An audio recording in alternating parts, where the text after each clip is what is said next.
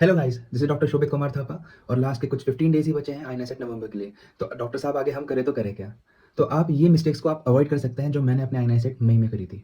सबसे पहली चीज़, पीवाईटी based questions को सॉल्व ना करना, क्योंकि मेनली टॉपिक आपका पीवाईटी से आता है। 120 टू 130 क्वेश्चन सीधा पीवाईटीज बेस्ड होते हैं, जिनमें से 80 क्वेश्चन जो होंगे वो न्यू टॉपिक्स या फिर अवॉइडेबल टॉपिक्स होते हैं। तो उनमें आपको कैसे अप्रोच करना है। 10 टू 15 क्वेश्चन अनअटेम्प्टेबल होते हैं, ठीक है, तो वो तो किसी से सॉल्व नहीं होने वाले। नेक्स्ट 20 क्वेश्चंस कुछ हमारे पास अप्लाइड नॉलेज से आप उसको निकाल लोगे, जो आपने कभी प्रॉफ में पढ़ा हो या फिर आपने कभी क्लिनिकल केस अपने हॉस्पिटल्स में देखा हो, राइट। अब चलते हैं नेक्स्ट 50 क्वेश्चंस में। 50 क्वेश्चंस वो आपके कहीं ना कहीं आपके रिवीजन वीडियोस में दिया हुआ ही होगा, और वो इस तरह से इस क्वेश्चन को बिल्ड करते हैं कि ये क्वेश्चन बहुत ट्रिकी हो जाते हैं। या तो इस क्वेश्चन को वो 1 2 3 ABC BCD इस फॉर्मेट में दे देंगे, या तो वो आपसे एक्सेप्ट पूछ लेंगे, या फिर ओनली पूछेंगे, या फिर आपसे बेस्ट ऑप्शन डिमांड करेंगे कि बेस्ट हमारे पास ऑप्शन करेक्ट क्या है या फिर बेस्ट इनकरेक्ट क्या है। तो इस हिसाब से क्वेश्चन काफी ट्रिकी बन जाता है, इसलिए आईना सेट को क्रैक करना थोड़ा सा मुश्किल बन जाता है, लेकिन ये आप कर सकते हो अगर आप इस चीज को ध्यान में रखोगे। ठीक है, चलते हैं सेकंड पॉइंट में। सबसे पहले मैं बोनस पॉइंट पे बताना चाहूंगा। बोनस पॉइंट आईना सेट के करंट ट्रेंड में जो मैंने नोटिस करा है कि पहला वर्ड और पहला लाइन और आखिरी वर्ड आखिरी लाइन आपको ये हमेशा देखनी ही देखनी है, क्योंकि पहले वर्ड में वो कुछ ना कुछ HIV, डायबिटीज, CKD ऐसा बज़वर्ड डाल देंगे।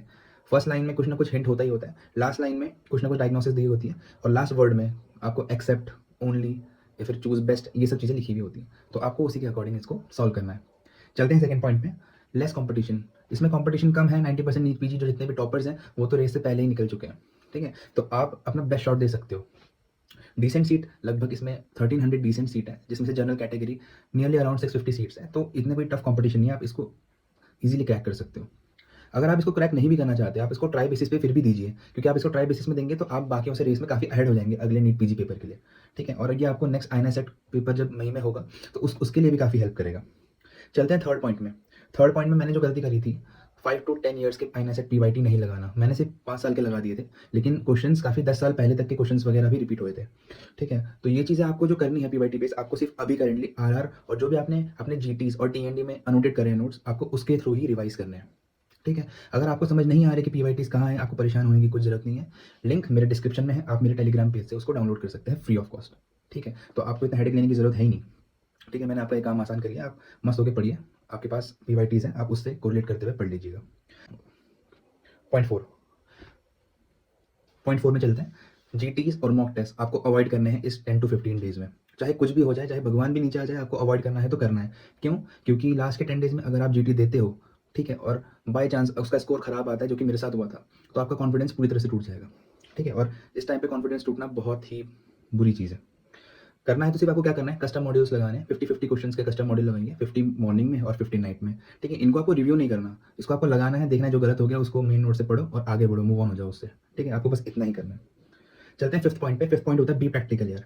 देखो, इस टाइम पे आप पढ़ तो सकते हो नहीं, आप रिवाइज कर सकते हो नहीं, ठीक है। आपके पास आप ना मेन नोट्स पढ़ सकते हो, तो आप रिवीजन नोट्स लो, जो भी आपने नोट्स बनाए हुए हैं, सोर्स को चेंज मत करो, उसको रिवाइज करने की कोशिश मत करो, सिर्फ आई रोल करते हुए जाओ, ठीक है। आई रोल करते हुए जाओ, और जो मैंने आपको PYT लिस्ट दी है, अगर आप उससे करते हो तो आपके चांसेस और ज़्यादा करेक्ट होने के बढ़ जाते हैं, ठीक है। चलो अब चलते हैं पॉइंट नंबर 6 में, हाउ टू अप्रोच आईना सेट के MCQs, ठीक है। जो मैंने करेंटली ट्रेंड देखा है अभी, जो करेंटली आईना सेट में, वो है शॉर्ट क्वेश्चन आ रहे हैं मुश्किल, ठीक है। अगर वो शॉर्ट क्वेश्चन है, ईजी है, तो वो सबसे करेक्ट हो जाते हैं, लेकिन अगर शॉर्ट क्वेश्चन बहुत मुश्किल है, आपको बहुत ज़्यादा सोचना पड़ रहा है, तो टाइम कंज्यूमिंग होता है। आप आगे बढ़ो और उस क्वेश्चन को छोड़ दो। लॉन्ग क्वेश्चन में मैंने आपको बोनस बता ही दिया था, first word first line, last word last line, ठीक है। क्वेश्चन डायरेक्ट होगा तो आपको समझ में आ जाएगा, ट्रिकी होगा तो आपसे हिलेगा नहीं, ठीक है। तो आपको आगे बढ़ जाना है, आपको ईगो में नहीं लेना है नेट का पेपर, ठीक है।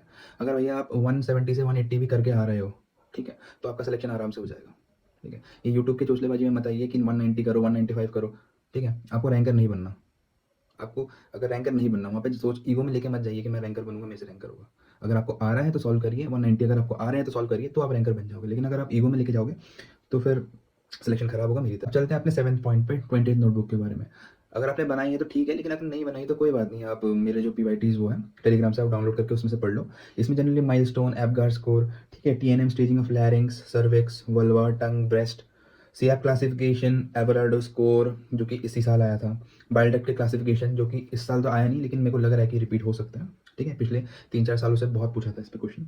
और ग्लासगो कोमा स्कोर। तो ऐसी स्कोरिंग्स वगैरह आप 20 नोटबुक लास्ट के 2-3 दिन पहले पढ़ लेना, ठीक है। और मैं सजेस्ट करूंगा कि लास्ट का जो एक दिन होगा भैया, उसमें किताबें मत उठाना, उसमें मस्त चिल करो, ठीक है। क्योंकि आईना सेट का पेपर वैसा पेपर होता ही नहीं है यार कि आप लास्ट दिन में पढ़ के बहुत ज़्यादा क्रैम्बल करके जाओगे और उगल दोगे पेपर में, ठीक है। वो बहुत ज़्यादा कॉन्सेप्चुअल बेस होता है, जो आपने पढ़ा होगा अब तक, तो उसके अकॉर्डिंग आपसे क्वेश्चन निकल जाएंगे। ठीक है? फालतू में लास्ट दिन इतना पैनिक करने की ज़रूरत नहीं है, मस्त घूमो, फिरो, ठीक है? ओके।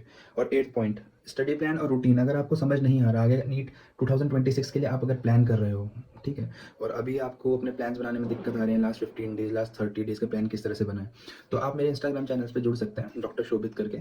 मैं आपके फ्री ऑफ कॉस्ट आपके लिए प्लान्स और आपके लिए रूटीन सेट कर दूँगा, ठीक है? आप बस मेरे को मैसेज करके हाय कर देना, उसमें बता देना कि रूटीन आपकी क्या प्रॉब्लम्स हैं, उस तरह से मैं आपके प्रॉब्लम्स को सॉल्व करने की पूरी कोशिश करूँगा।